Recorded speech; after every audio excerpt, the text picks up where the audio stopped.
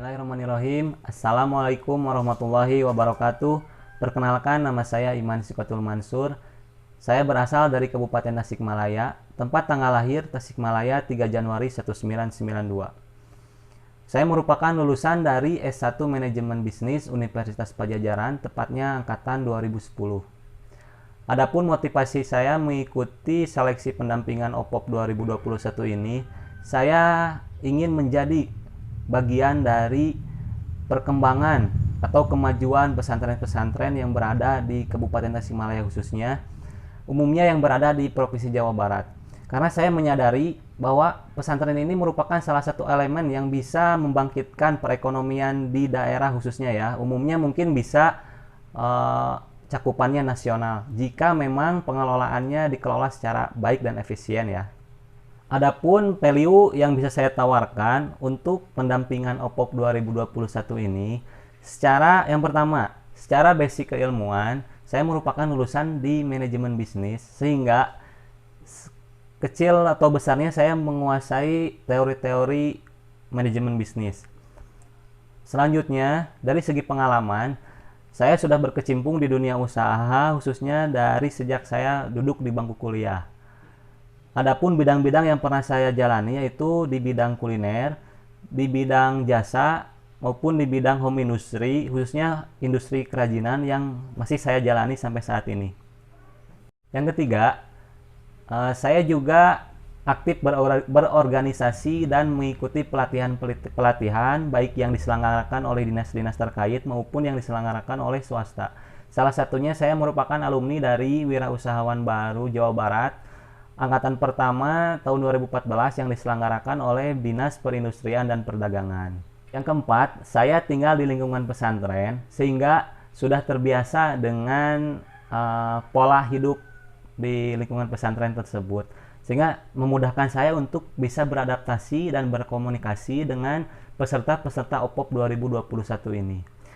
Maka dari keempat elemen tersebut, dari basic keilmuan, dari segi pengalaman maupun dari segi organisasi dan juga pelatihan-pelatihan, dan yang terakhir di lingkungan saya hidup di lingkungan pesantren, keempat elemen ini dapat mendukung saya untuk bisa dan mempermudah saya untuk mendampingi para peserta OPOP 2021 ini.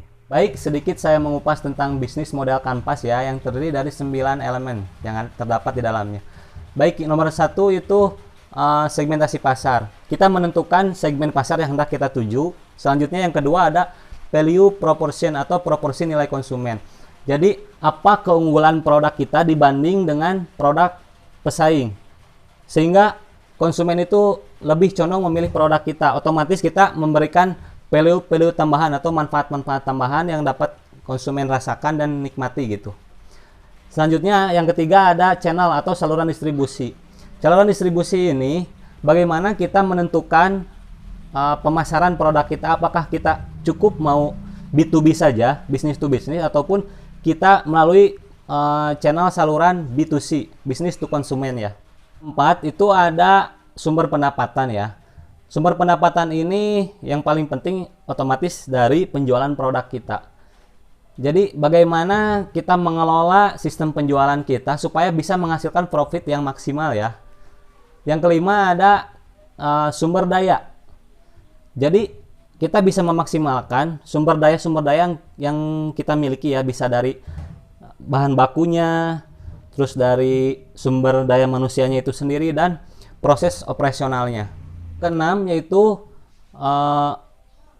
customer relationship. Bagaimana kita menjalin hubungan yang emosional dengan konsumen, sehingga konsumen itu merasa dirangkul dan emosinya itu kena gitu, sehingga mereka ingin berulang-ulang kali dan terus-menerus membeli produk yang kita punya. Yang ketujuh ada case activities, di mana kita mengelola produktivitas bisnis kita sehingga mempunyai nilai value yang lebih tinggi dibanding produk pesaing. Yang kedelapan itu ada key partnership, di mana kita menentukan supplier kita supaya kita mendapatkan supplier yang mempunyai komitmen ya, bisa dari bahan baku yang berkualitas, bermutu, ataupun mereka menawarkan harga yang relatif lebih murah dibanding supplier-supplier yang lain gitu.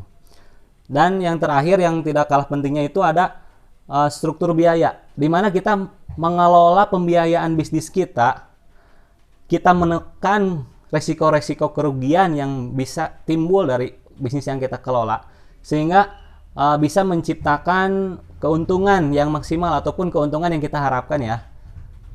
Dan otomatis dari poin ke-9 ini kita harus mempunyai buku kas atau buku catatan keuangan, sehingga ketika ke-9 elemen ini kita jalankan dengan baik dan benar, insya Allah untuk mencapai sebuah tujuan atau visi dan misi perusahaan bisa tercapai dengan baik dan optimal. Sekian yang bisa saya sampaikan pada sesi perkenalan pendampingan OPOP 2021 ini. Mohon maaf bila ada kesalahan. Terima kasih atas perhatiannya. Wabillahi taufik wal hidayah. Wassalamualaikum warahmatullahi wabarakatuh.